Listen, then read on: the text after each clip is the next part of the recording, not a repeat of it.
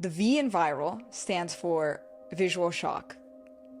So if your video is not visual, it's not going to go viral. Today I'm talking to Jenny Hoyos, the #1 storyteller on social media. She has built a YouTube empire with over 7 million subscribers and has billions of views across all her channels. There is no one that has mastered short-form storytelling like she has. That curiosity gap, that is everything. If an idea doesn't have a curiosity gap, then there's no reason that the viewers are going to watch. In this video, we break down her formula to make any idea go viral, the storytelling structure behind most of her unforgettable videos, and her #1 tip to become a magnetic storyteller. Whether you're a creator, entrepreneur, or speaker, this one will change how you tell stories forever. So I remember in one of the videos you said that you could make any video or any idea go viral.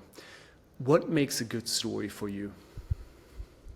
A good story for short form content is not one that is fast, because I find a lot of people start trying to stuff in a bunch of information and just talk really fast. Rather, a good story is one that doesn't have many story beats and has just the relevant ones to get to the end of your story. Usually you have a goal and you set out for a goal in the beginning, you have a problem that needs to get resolved, and you only include the very few story beats that are relevant to answer that question. And what entails a story beat? Is that like a challenge and a resolution, or what does that entail? Yeah, the way I think about it actually, so I actually have a framework, so it'll be much easier if I just say what those are. So it's a new one I came up with like 2 months ago, and it has been working in every video. So super easy to remember. It's the acronym VIRAL. The V in viral stands for visual shock. So if your video is not visual, it's not going to go viral. It needs to be visual, and it doesn't matter what niche you're in. If you're in an entertainment niche, then I'm hoping you're doing some sort of visual challenge or some sort of visual story. And if you're in an educational niche, try to find a visual analogy, whether that's like with marbles, or if you're using, like, for example, the blue ocean strategy. It's a marketing strategy, and it's very visual because you think about a fisherman and there's fish and there's a blue and red ocean, like it visualizes it. So #1, it needs to be visually engaging, but it needs to start with a visual shock element. And then after that, immediately start the video. You want to start these short form videos, unlike movies where they have to give us context and the why and the motivation of the character. With short form content, you have to get right into the juice, the peak action, like we're almost at the climax already. That's where the video should start. So immediately start the video, so not giving context. And then the R is rising action. We need tension. So what's the question? What's the problem? Tell us it. The A is anticipation. You don't want to give the answer immediately. You want to give us little hints and clues and puzzle pieces. And the L, a lasting payoff. You want to make a concise ending that concisely answers the question. And the answer, or if you're asking a question at the beginning of the video, like what's 2 + 2, the last word you say in the video needs to be 4. If you say 4 and make sure to, people are going to leave because they heard 4 and then they're going to leave. So if you're going to ask for some sort of call to action, part of that lasting payoff is to say it before you give the answer. That's fascinating and so easy to remember with viral. It's so easy to remember, yeah. So easy. Can we go a little bit deeper into some of those components, and you give our listeners some of the tips on how to master each one of the steps? So if we start off with, for example, the first one, visual. Yes. And if we think of, let's say, someone typical in the educational space. Let's say I'm a life coach, and I somehow want to make some videos about that. How could I start, for example, with an enticing visual at the start? Yeah, so there's either 2 ways of doing it, which is like using an actual study of something. So if it's like a research study and showing like the results or a bar graph, or if it's not, then giving some sort of analogy of what it looks like. So for example, I've seen there's so many different life coaches that have done this type of, or psychologists that have done these videos, and I wish I could find it to show it, but usually they'll start with like a bowl of a specific color. So let's say it's like blue, and then they'll have a glass that has like red water. So there's blue water and red water. And they'll usually say, okay, this blue water is you, and this red water is someone giving you, telling you something bad. Now, even if they just say something small, your water's still blue, but it's going to be turning a different color.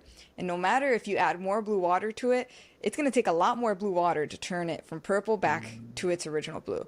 So like that's just like an example. I've seen another great example of this is one of the best videos I've ever seen. This one, I definitely know the channel, so you could use this as an example.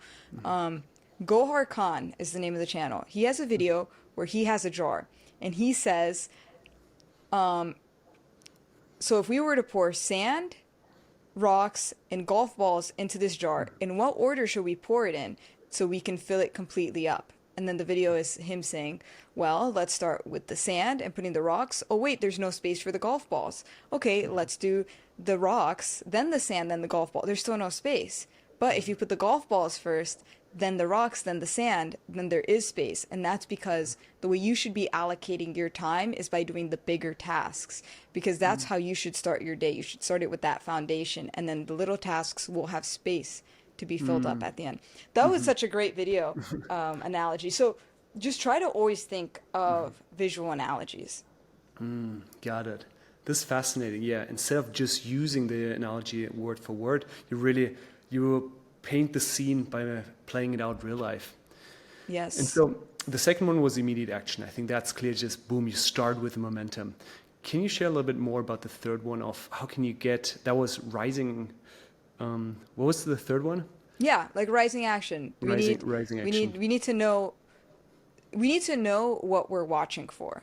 So I think this one is, well, they're actually all just important, but I think people struggle with R and A, which is like, what is this conflict? What is this anticipation as well?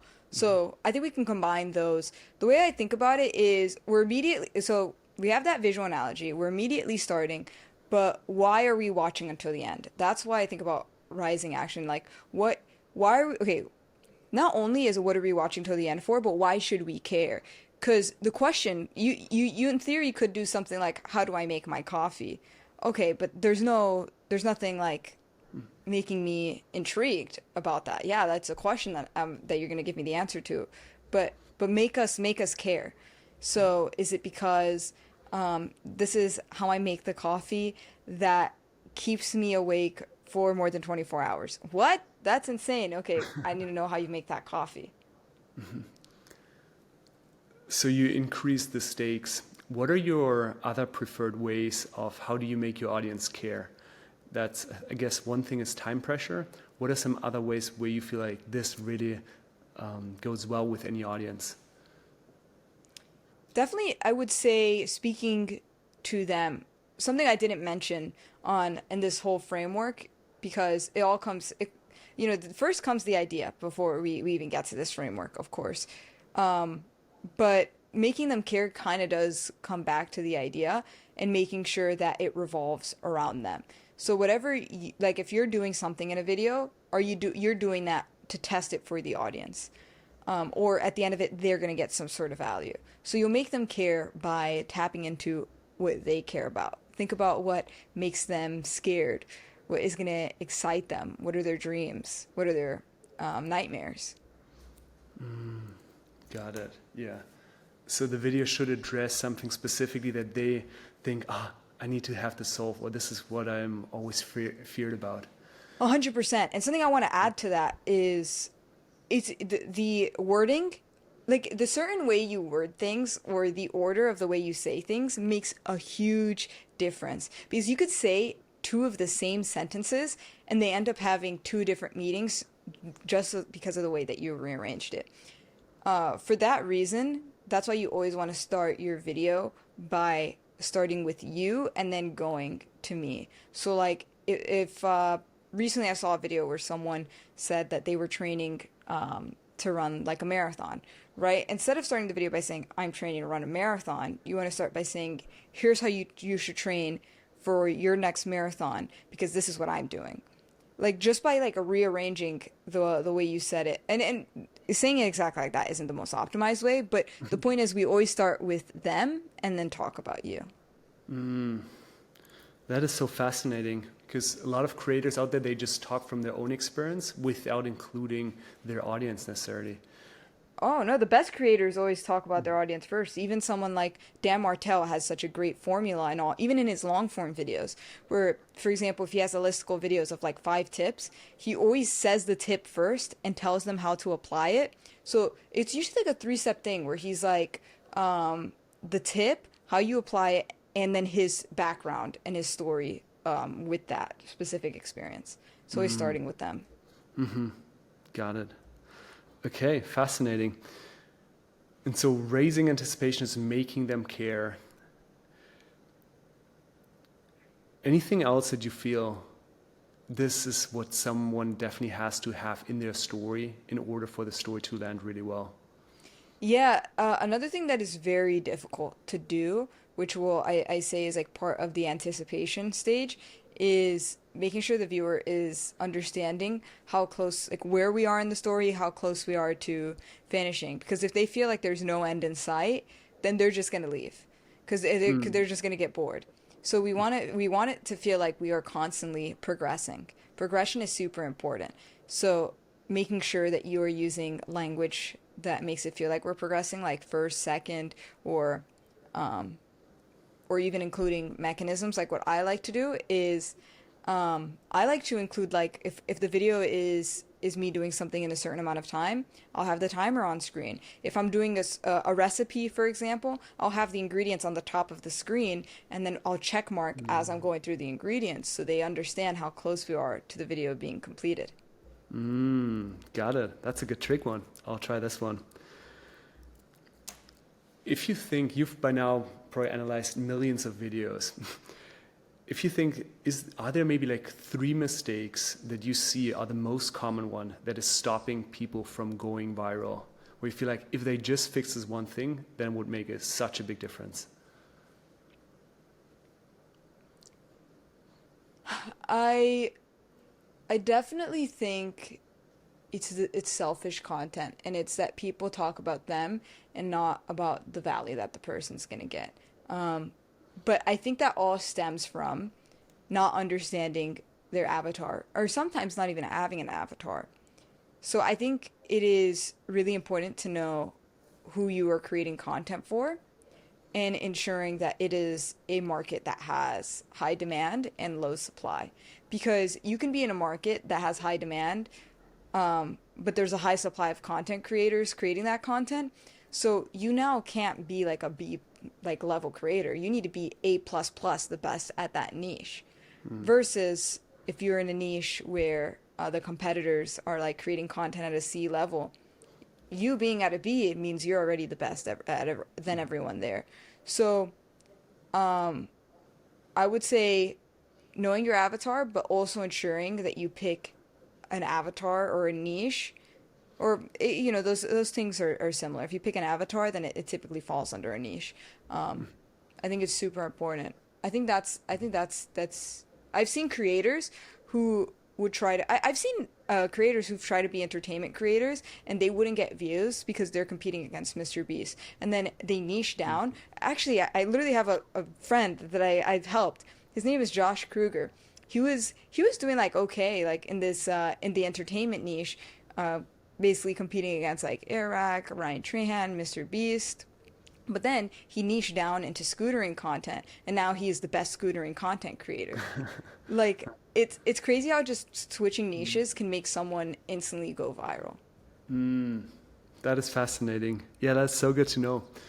Because, yeah, if we keep in mind, oftentimes, especially when it comes to educational content or also business content, right, there the bar is relatively low. But if we take the entertainment space, it's pretty high. So if you apply It's some so of those difficult. learnings, wow, fascinating.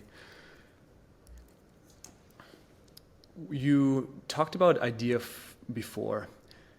How can I come up with those viral ideas? Yeah, there's different ways to do it, and I guess it all comes down to like what your niche is and based on that, you'll know which is the best option. Like, for example, for entertainment content creators, I would say that looking for outliers is the best thing. So essentially going on YouTube or platforms like View Stats and seeing videos that are performing higher than average on the person's channel. So I used to do this all the time, where you would go and look for small content creators like less than 1,000 subscribers and have gotten over 100,000 views on a video. That means their idea, whatever they did, was good, and you should recreate that. So that's one way, and I think that primarily works for entertainment content creators. But as far as other creators, I guess it also works for niches in a way. But then even so, the issue with that is, if the video has just come out and you create your own version, how are you gonna do better than them? Or I guess you'd have to like find, like with entertainment content, you can find a twist. But if it's like educational, like what twist are you gonna do? I guess you could try to make the video better, but anyway, because of that, it's also good to have your own unique ideas. And my favorite way is actually just through my own experiences, or like through content that I am consuming in other formats, like books or TV. But I really like trying to acknowledge like everything that happens in your real life, because everything is an idea. Like literally, like it's actually insane how everything is an idea. For example, you know how you let's say waking up in the morning, the first thing you do is grab your phone. That's a hook. Or is the first thing you do in the morning, do you grab your phone, or do you grab your phone first thing in the morning? Boom, that's a hook.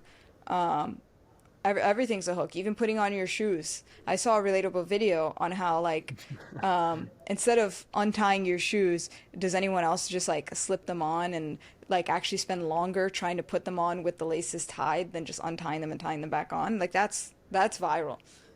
I think trying to acknowledge like things that happen in your day to day is really good, because it happens to other people too, and it probably hasn't been created yet. When people think of storytelling, they often think that it has to have this challenge or this mission that you state up front, where like, hey, over the next 3 days, I'm gonna cut out all the carbs in my life, or I'm not gonna look at my phone. People think that this is the way how they create stories. Would you say that this is how you usually look for ideas? It's usually those challenges type of videos, or is there a better way? Those are my favorite stories for sure, because the reason why I like those, like for me personally, is because when I'm going into it, I don't know what's going to happen either. So if I don't know what's going to happen, then the viewers definitely don't know what's going to happen. But you can definitely incorporate storytelling tactics in videos that don't have those traditional challenge-based stories. It's just a bit trickier, and you have to be more specific in the way that you are writing it, I would say. If we take those challenge type of stories, one thing that I struggle with myself is that oftentimes I want to do a challenge, but it seems like, hey, how do I compress that then into a 60-second video, right? Let's say I go through this 3-day challenge where let's say I'm trying to speak more articulate and I'm documenting this, but then it feels like, hey, how can I put this then in a 60-second video? Yeah, for that reason, actually, the first thing I'll say is I find that the best short form challenges last 10 minutes, not even maybe an hour max, because we don't want to have a lot of story beats. And if you were to break it up into 3 days, unfortunately, because we don't want that many story beats, we would probably just say on day 1 I felt 3 sentences. Day 2 I felt 3 sentences. Day 3 I felt 3 sentences. But you can't just break up an entire day into 3 sentences. Especially if it's a challenge, like, for example, if the challenge is like eating a healthy diet, imagine breaking up on day 1, I ate this for breakfast with this, and that. At lunch, this is like, it's a lot. So for that reason, I would actually encourage a long form video. I wouldn't even say a short form series. I know people do short form series. Those work on Instagram, maybe TikTok, but for YouTube, or just short form content in general, I wouldn't do a series. In that case, I would just make a long form. Got it. But yeah, the best challenges, think of challenges that like last, like for short form, they really do need to be short stories. You need to tell stories that are really like actually just don't have much going on. Okay, it's good to know. And so if we take, for example, some educational creators out there, let's say we have this agency owner, or again, we have this life coach, what could be like a 10-minute challenge that they could record or document? I guess it depends. Like, I've seen videos where people make a short where they try and close a client on a cold call. Like that's a challenge they could do. Or could you give me like a specific niche that I could think about? Yeah. Let's see. Let's stick with life coaches then for a second. And so, hey, you're in the niche, let's say, of helping men with confidence. Okay. Very relatable. Yeah. Yeah, no, I love that.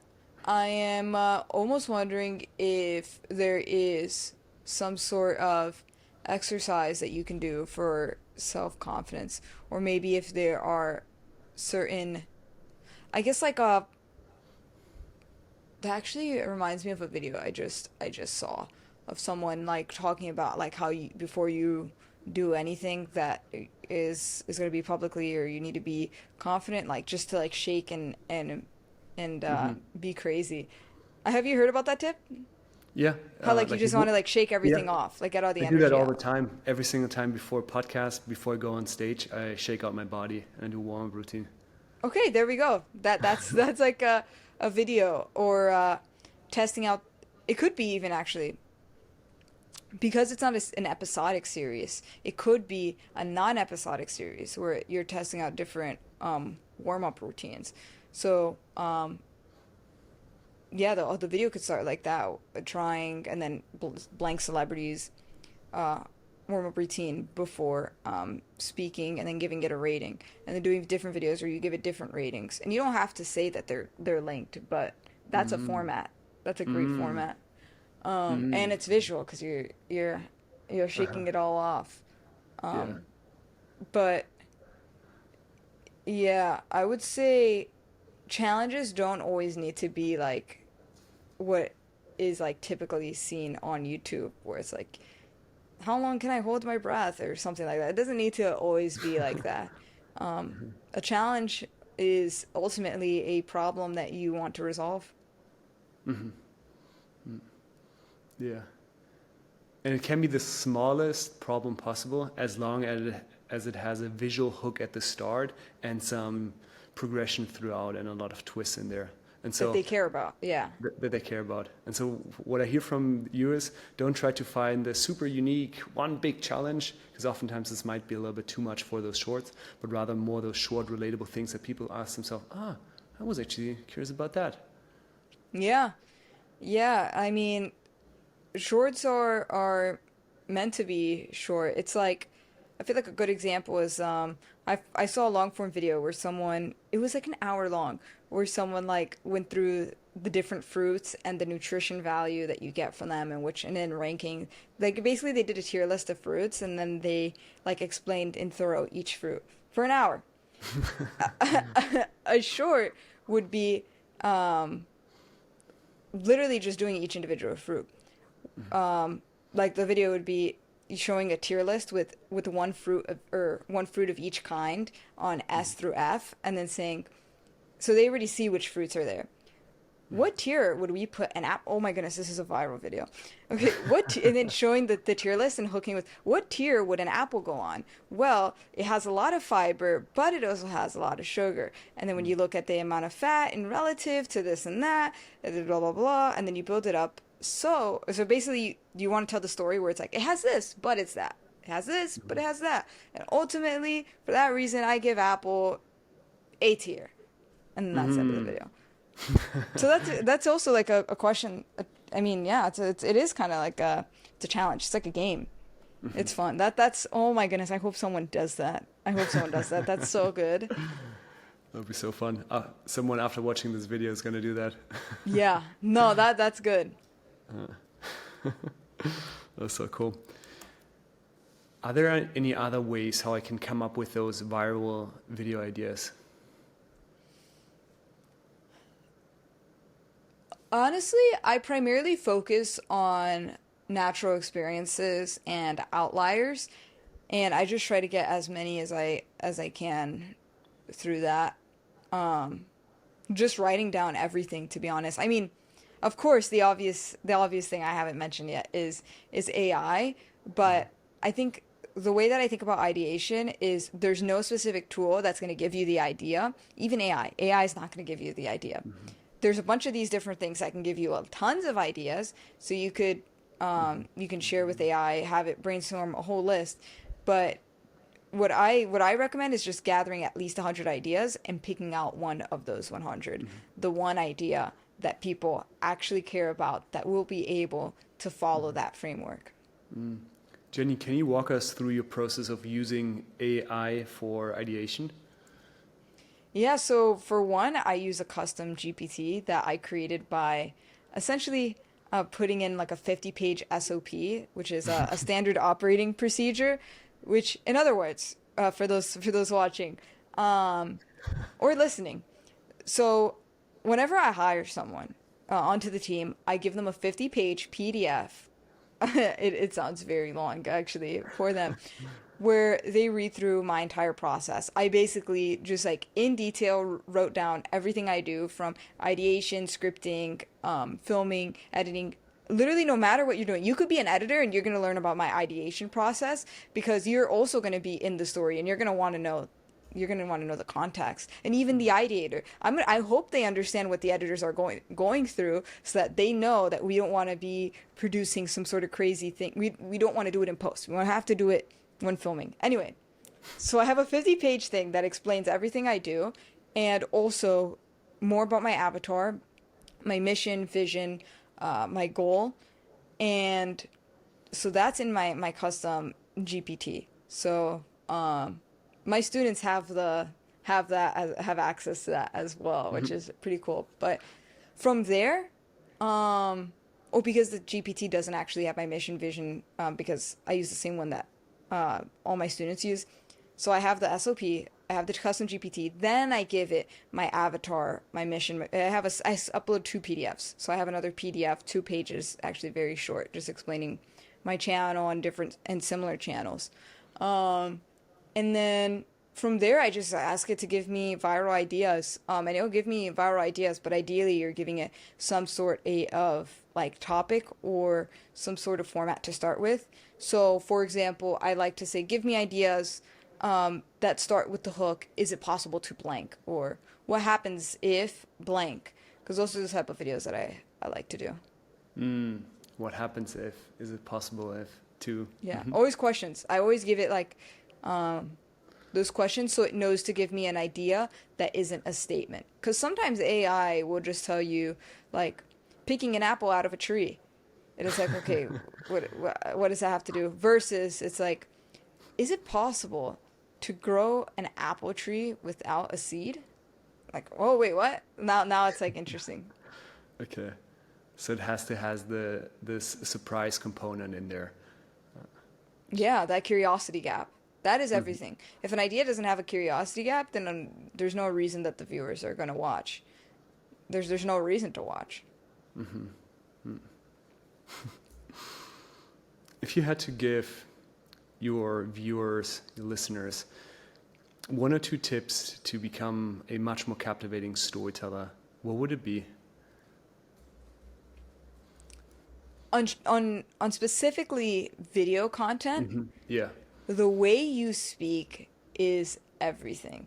I've seen people like, you can take the same script and if someone says it without any enthusiasm or suspense, then the viewer isn't going to be engaged. Don't sound robotic. I think that is like the biggest thing. The way you say something really makes a difference. You could be saying nothing. But if you're talking like something's about to happen, people are instantly going to be hooked. So I would say that's a huge tip that is underlooked. But another thing I would say is also similar to that is not having the same pacing throughout. So typically for my videos, I always have like the first 15 seconds is like lots of things are happening. Things are moving quickly. and then things kind of slow down to a medium pace from that 15 to 30-second range. Then from 30 seconds forward, everything is like super like slow, but not like slow in a way where it's like we're not progressing. Slow like, wait, something like the suspense is about to happen. So the way I think about it is like, actually I have this video where I tested if you can break an unbreakable glass. And like the beginning of the video was like method 1, method 2, method 3, method 4, and then method 5, and then it slows down. It's like, okay, I'm kind of nervous. I think this is gonna work, guys. And then I throw it off a building, and then we let that play out. Actually in slow motion. It's falling off the building in slow motion. And then before it falls, we cut back to me. Okay, I'm gonna go check out the cup to see it right now. And then we reveal. Like, because that's when people are most engaged. People are invested because of the suspense. That is so powerful. Yeah. Slowing down before the big reveal. So boom, boom, boom, boom, and then zoom. Yeah. Beautiful. Exactly. I love this. That is so cool. I love this. Now, I've seen that you've been also fairly active when it comes to long form storytelling, but I think you stopped posting there, right? Temporarily. I mean, I'm working on a couple of them. Okay. So what would you say is the biggest difference, long form storytelling versus short form storytelling? Oh, for sure. It's definitely that they're just bigger stories that have more story beats.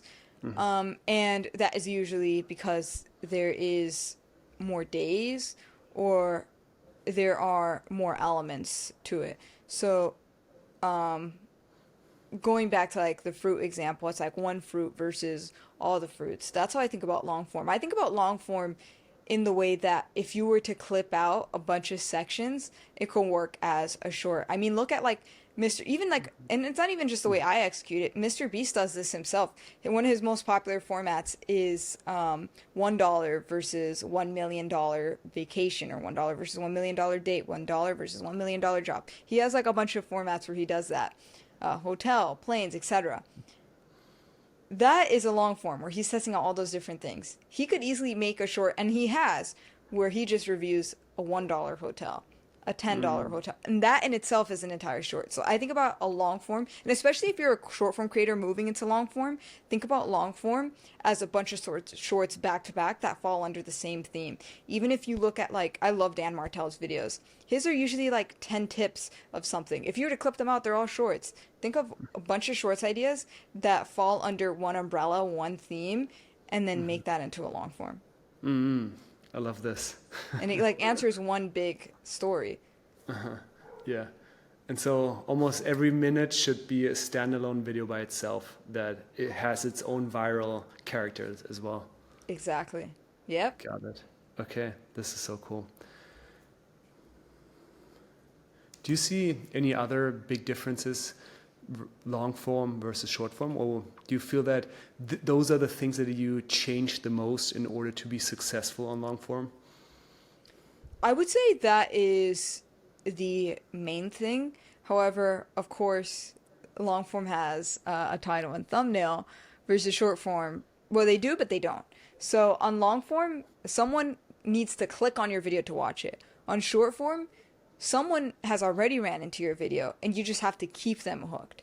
So the way that you hook on long form versus short form is very different. So the way I think about a short form hook is the way you should think about a long form title and thumbnail. So when I think about hooking with with hooking in long form, so if the title and thumbnail is a hook, then what is the actual hook? So basically the title and thumbnail should be very similar to a short, where it's visual, there's a curiosity gap, there's a reason to care, you have the reason to care within there. So when someone clicks on it, you want to now prove the title and thumbnail. That's the difference. You don't want to restate what you just said. Rather, you want to prove that in this video, we're going to be doing what we just talked about. And then also give more. So not only did they click, but now they're getting more on top of it. So the way I think about it is typically there should be like multiple reasons to care in your video, even with shorts, but mainly in long form. They shouldn't only just be watching for that A plot, the A plot being what they clicked on. They should also be watching for that B reason. I think Ryan Trahan's one of the best creators at this. Right now, he's doing his 50 States in 50 Days series. The A plot is he's visiting 50 Airbnbs in 50 days. But the B plot is he's doing it to raise money for charity. And that's why people are going to keep tuning in. Yeah, it's cool. I want to see this really cool Airbnb in this random state. That's why I'm in. But now I'm invested in him this entire series because I want to see if he's able to raise $1 million. Mm-hmm. So it's the question below the main quest. Yeah. Okay, fascinating. It gets really complex because in short form, the best short form videos have a B plot, but it is very hard to incorporate a B plot or to incorporate a complex B plot. So when I do it, it's usually very simplistic, but with long form, I would say a B plot is pretty essential if you're going to keep people invested for a long time. Mm-hmm. I remember the thing that held me back the most in going into long form storytelling was that the whole filming process just seemed so much work, like to have constant camera from every single angle on you. Yeah. What would be your tip to get a little bit over this overwhelm where it just feels like it's so much work? Like, how do you do with that? 100%. It is a lot of work, and something I always tell people is to have that one place where you always film and have the thing set up there, and it's like you know exactly how it is. It's the first time it's going to be difficult, but it's going to be familiar each time, and I think that makes it very easy. So I film a lot of videos in my kitchen, and now it's like muscle memory where the tripod goes, where the light goes, and how everything is, and it's like setting it up is quick and easy. And something I want to say, because I already know what people are thinking, or some people, because I've told this to people, and I usually, like, the number one piece of feedback I get whenever I say that is, oh, but people are going to be bored of seeing the same thing. Like, don't they want to see different places? Like, Ryan Trahan's going to 50 different Airbnbs. And the answer I tell them is no, people like familiarity. Look at the best shows. Look at Friends. Every single episode was them in the coffee shop, and the camera is in the same angle every time. Or not even just them. You look at every single TV show or any like family show, the camera is literally, everything is in the same place every single time. Do you notice that as well? And it's familiarity. Mm-hmm. Mm-hmm. That is so relieving to everyone, right? That needs things, fancy gear. I need to go outside. I need to do this. Just stay in the same setup. Once you have found the setup that you like. Yeah. Okay. That's why a lot of people have studios, and I think, or a lot of creators, as they get bigger, they end up getting studios because it's very convenient. Like, for me, I can't leave a tripod in the kitchen, but once you get a studio, because I've seen creators like have a studio with a kitchen, and you can just leave everything there, and all you have to do is turn it on. Mm-hmm. Yeah, that seems to be making things much easier. Jenny, if you were to give a tip to someone that is just starting out right now, short form storytelling, and he's like, I want to be like Jenny, what would be the tip that you would give to that person? The number one tip to go viral on shorts, I guess. Mm-hmm. The number one tip, because I feel like I've mentioned all of them, I want to go back to the high demand, low supply. Because that is everything. Your video could suck, but if no one has made that video idea and people are trying to learn what it is that you're talking about, then you're gonna get views. And it's very hard to find that, but once you do, you're gonna get a bunch of viewers on that video, and you just want to create similar videos for that audience, and over time you build a baseline level of viewership. I love this. This reminds me a little bit of business. In business, oftentimes people go through an entire industry and look for what are the companies out there and where is maybe a niche that is not being served too well. And the same analytical mindset you can apply then to YouTube. And you just analyze niche by niche and think, hey, what is the competition out there? How much views are coming in? And what could be the unique edge there? Yep, exactly. So think about something that you love, or a tip that I've heard creators say. This is how I figured out my niche when I first started, was Because when I was first getting started, I heard that this was like a good idea, and I heard one creator ask I heard a creator ask their friend, like, I don't know what niche to do, like, what should I do? And I heard the creator tell the other one, they said, well, if you weren't creating content, what would you do? Like, what would you want to do for work? Like, what would you want your job to be, or like dream job, that is, not like what are you currently doing? And then you want to create a content around that niche. I mean, like Michael Reeves is a great channel. He does like engineering content creation, or he engineers like these really cool things. He doesn't even have like an engineering degree or like learned computer. Like he learned computer science completely by himself, but the things he's building are insane. And that's why when I started my channel, I actually started with finance because I of course wanted to do content creation, but if it didn't work, I was always just gonna be like an investment banker. That's what I was gonna get into. So it's like, oh, naturally, you might as well just make content around that then. But even so, like recently, I do a lot of cooking content because now, like, I think to myself, like, because the answer is different now. Now, if I was in a creator, what would I want to do? Like, I would want to have my own restaurant. Like, that would be fun to be cooking. And it's like, oh, just create content around that because that's what you have the most fun with. And the reason why I say that is to find a niche in something that you love, is because when you love something, you're going to keep doing it, even if it's not working. If you love something so much, you're going to keep doing it if you love something so much, then you're going to keep doing it no matter what, even if it's not working, is what I'm trying to say. Yeah. I mean, that's why I tried so many side hustles back then when I wanted to I wanted to be this entrepreneur and start a bunch of businesses. And I would always do all these different things. I would try drop shipping. I tried coding. I tried creating websites. I tried doing all these different things, but none of it worked because I would always quit 1 to 2 weeks in. But YouTube worked because I did it for over a year without it even working. Wow. Yeah, that's persistence. How do you feel about not being an investment banker? Oh, I'm so glad. I'm so glad. I don't even know why I studied, I guess finance is a good thing to study, but it's funny because I'm not even passionate about it anymore. Now it's like, I just love content creation. Yeah. Yeah.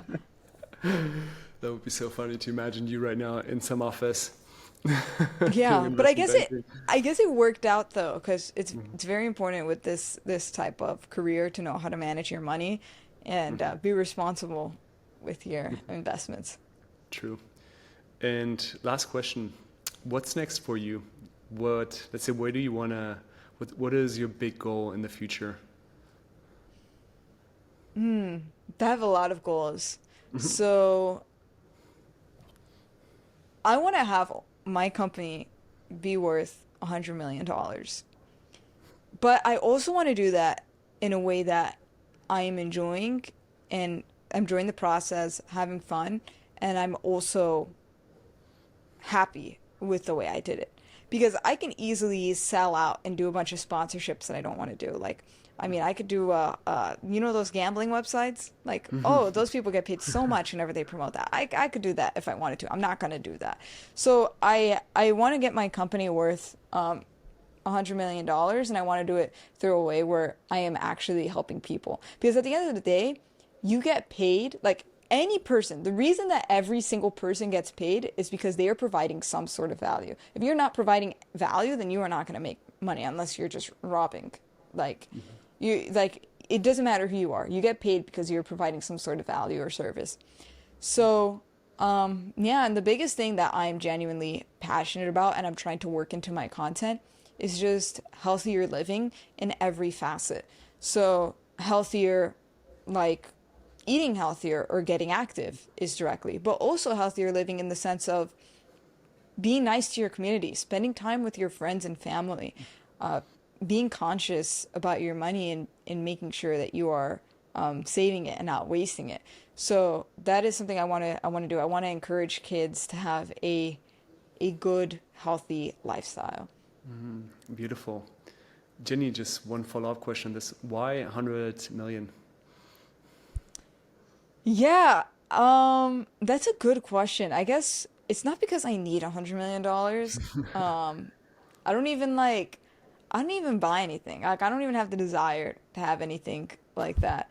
I just want to know that, like, I can do it. Like, it's a huge accomplishment.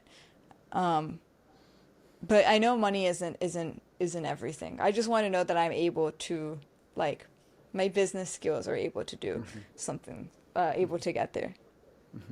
Beautiful. Jenny, thank you so much. It has been an absolute privilege having you here.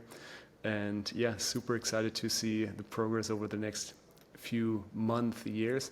And anyone who hasn't checked out Jenny's content yet, it's absolutely crazy. She's really the master when it comes to storytelling. Jenny, is there anything else that you would like to share, that how people can find you, what they should check out? Yeah, so if you want to check out my content, I'm on YouTube, Jenny Hoyos. And if you have any questions or want to work together, just email team@jennyhoyos.com. I'll be responding directly. Typically, what I encourage people is to let me know about where you're currently at in your journey and where you're trying to get. Because I offer a bunch of different services, or sometimes if you just have a small question, I'll just go ahead and answer it. So let me know like what you guys need or are struggling with, and I'm happy to help. Wonderful. Thank you so much. Yeah, thank you for having me.